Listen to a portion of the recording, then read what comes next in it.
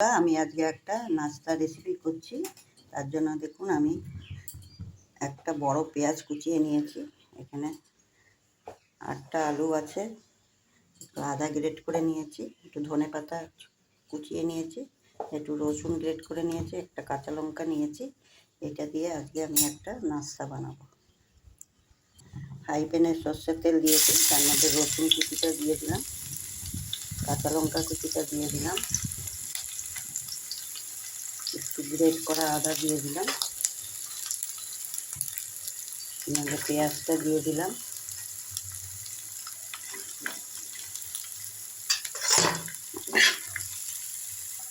আর এর মধ্যে আমি দেখুন পেঁয়াজটা এগুলো সব ভাজা হয়ে গেছে। একটু এর মধ্যে আমি একটু হলুদ গুঁড়ো নিয়েছি, একটু চিনি নিয়েছি, একটু নুন নিয়েছি, একটু লঙ্কার গুঁড়ো দিয়েছি।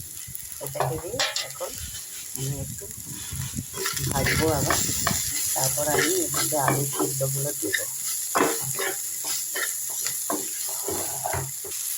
আমি এর মধ্যে আলু সেদ্ধগুলো দিয়ে দিয়েছি। এরপরে আমি এই আলু সেদ্ধগুলো এর সাথে ম্যাশ করে তারপর আমি আবার দেখাচ্ছি। দেখুন আমি ওই আলুগুলো ম্যাশ করে নিয়েছি সব ওই মশলাগুলোর সাথে।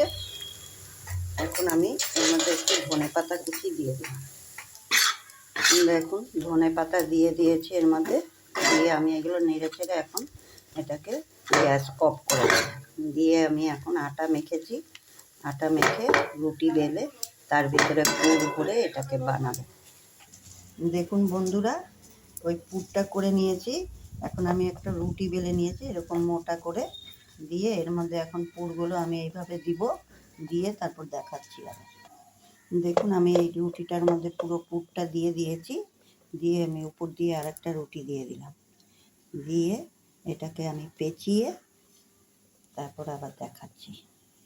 এটা মুড়ে দিবেন সাইডগুলো এরকম করে, দিয়ে এরকম করে পেঁচিয়ে রোল করে দেবেন।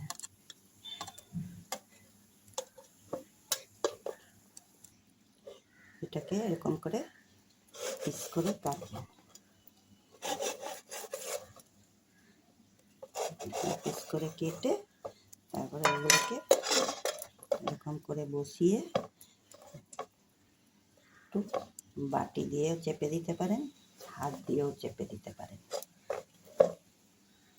দেখুন আমি এই বাটিটা নিয়েছি, এটা দিয়ে এরকম করে চেপে চেপে দিয়েছি, চেপে এবার নাস্তাগুলো করব।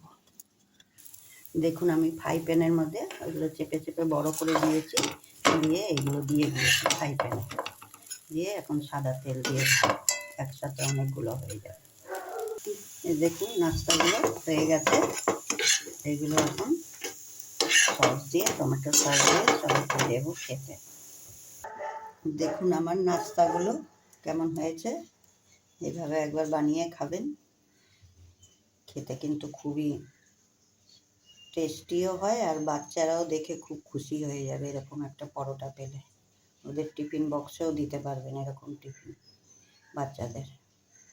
যদি নাস্তাটা পছন্দ হয়ে থাকে, ব্রেকফাস্টটা পছন্দ হয়ে থাকে, টিফিনটা পছন্দ হয়ে থাকে, জলখাবারটা পছন্দ হয়ে থাকে, তাহলে লাইক, সাবস্ক্রাইব, কমেন্ট করে জানাবেন।